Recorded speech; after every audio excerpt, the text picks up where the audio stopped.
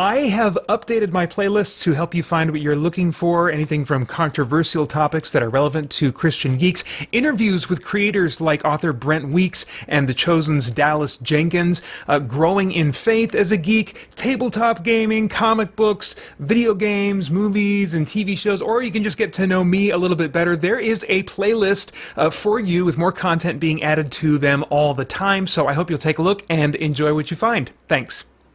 Well, my editing skills are crap, but can the same thing be said about episode 1 of Them on Amazon Prime? Stick around and find out. Yeah,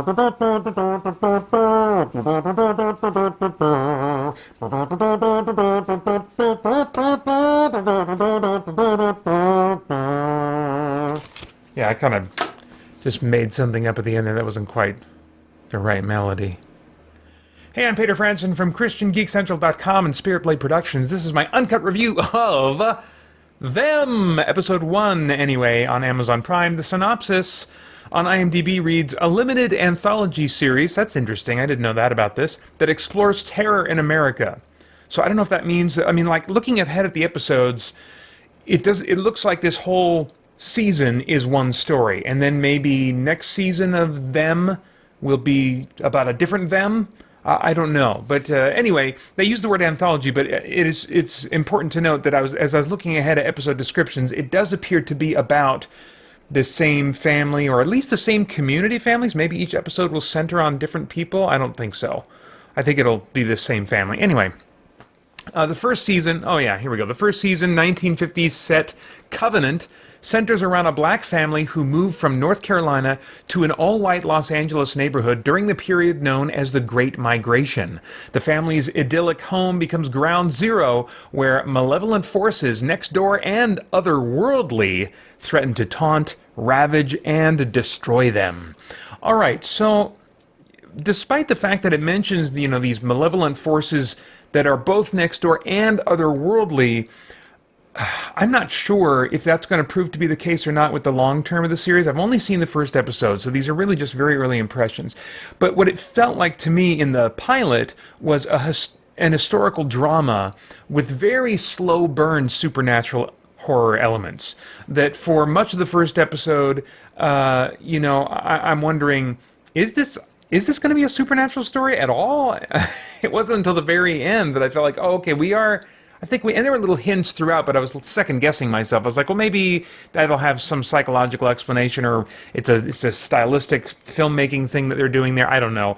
The first episode is really about this family moving into this home as a family coming from a much worse part of the United States in terms of racism, but coming to an all-white, middle-class neighborhood that is still extremely racist. And so they're feeling this hostility from their neighbors, mostly through their silent stares or their strange stalking behavior. Not through violence at this point in the story. We'll see where things go. But it's very much about having this slow-paced, moody, oppressive atmosphere with this thick, intense silence stretching through much of the pilot.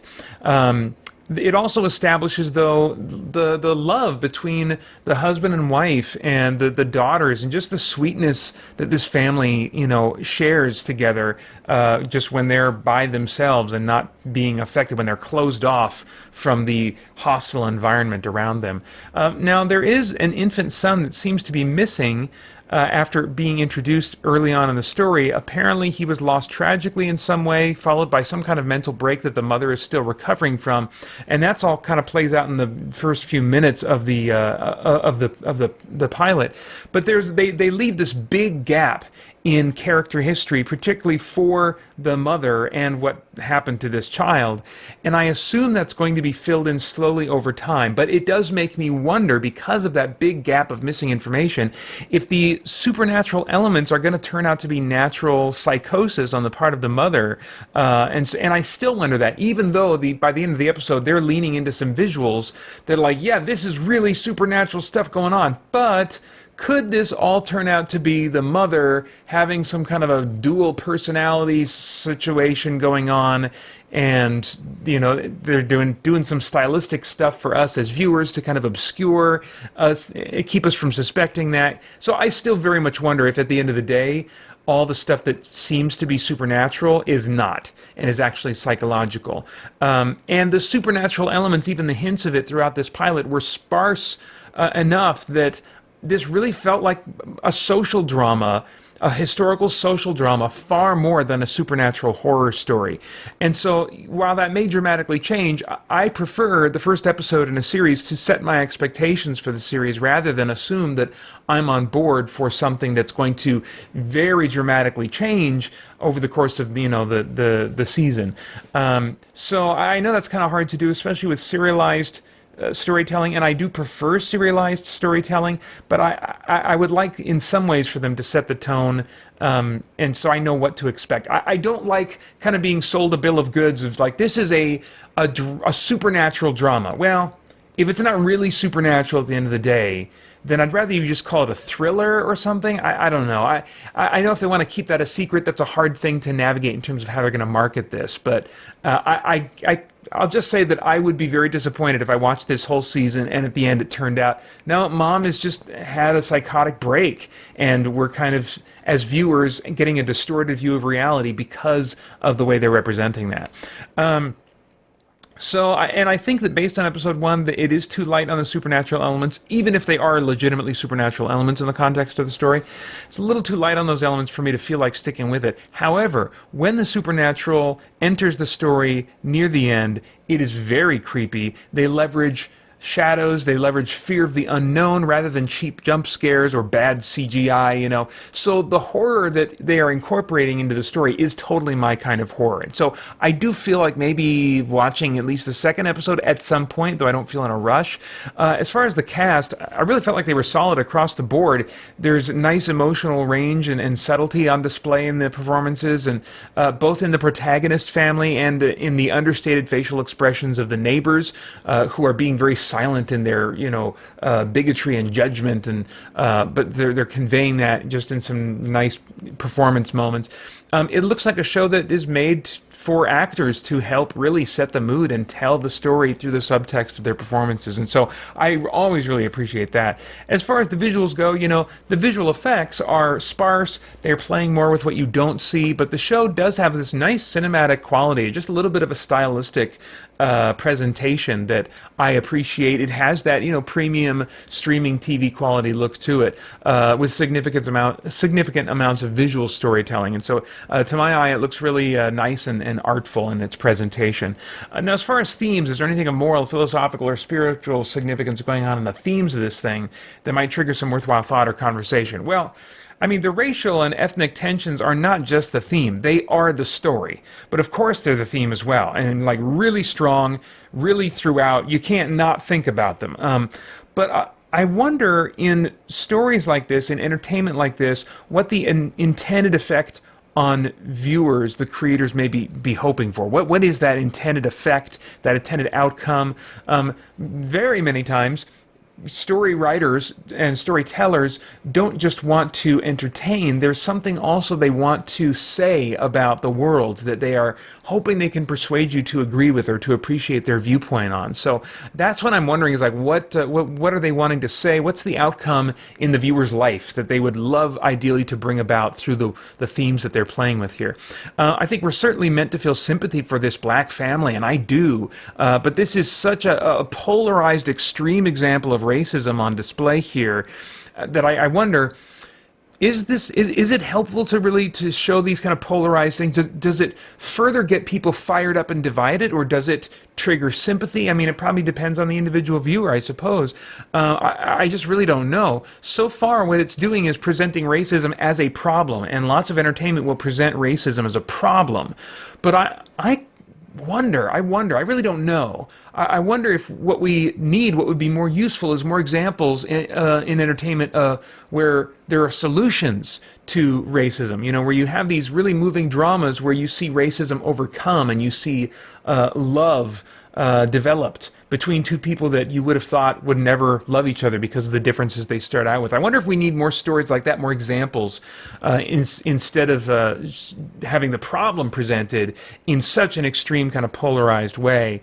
But to the point that I think for some viewers it's going to feel like a dramatic straw man. Like, my gosh. Now, don't get me wrong. I'm sure that this kind of racism still exists, but I don't think it's the most common form. And so in one way, and I think to a lot of viewers, it's going to come across as a dramatic straw man if they're thinking of engaging with the theme. So, yeah, I don't know. I really don't know. I'd love to get kind of your thoughts on if you think that more stuff like this, presenting the problem of racism as a theme, is more or less useful, or just apples and oranges compared to stories where we see solutions to racism and similar social issues. Now, of course, maybe nothing at all is intended thematically by the filmmakers here, and maybe this time and culture is just being leveraged dramatically because it does trigger some dramatic feelings in me, at least as a viewer. Now, it would surprise me, though, to learn that there was nothing intended thematically, but at the end of the day, I don't know unless the filmmakers tell me. At the very least, the issue of racism was brought to mind for me, and it gave me a springboard to reevaluate my own heart and revisit that subject again in my mind, and think about how I think about people that are different from me, and evaluate how I'm doing in that area. And so I think that's something that's always worth being open to. All right, now I have no idea what your tastes are in TV shows, but if I were a time traveler, I'd go back in time and say, Peter, watch this one sometime when you want horror, and you want serialized horror, not just a movie experience. You want a serialized experience you can get yourself into that's horror, and you don't have any other horror options that are more appealing to you, that also make character the focus, as this one does. There is reason to suspect, maybe even hope, that they will lean into horror more, but give this one and the second episode a try, and if it doesn't significantly lean into horror more in that second episode, then you probably know this is not the show for you. This one is rated 16 plus for drug use, foul language, and violence. All right, those are my thoughts. Would love to get yours in the comments below. Please like, share, subscribe, click that bell to stay connected, to help other people find this content. I'd be really grateful for any of those things. I want to thank the Spirit Blade Insiders for making so many of my reviews possible. You can get info about the benefits of joining over at patreon.com/spiritbladeproductions. And then I hope you'll join us soon over at christiangeekcentral.com as we continue to geek out and seek the truth. Hey guys, thanks for tuning in. We've got a ton going on here at Spirit Blade Productions and Christian Geek Central, including our in-depth Bible study for geeks, movie, game, and other entertainment reviews or commentary, live streams, Christian geek news, original audio dramas, and tons more. And on top of all that, you can become a Spirit Blade insider with an influential voice and get access to exclusive content and rewards. It's your involvement as a patron that will keep all of this going and growing. So I want to thank you for your consideration in that. For more information, please check out our Patreon page through the link below at patreon.com/spiritbladeproductions. Thanks for listening.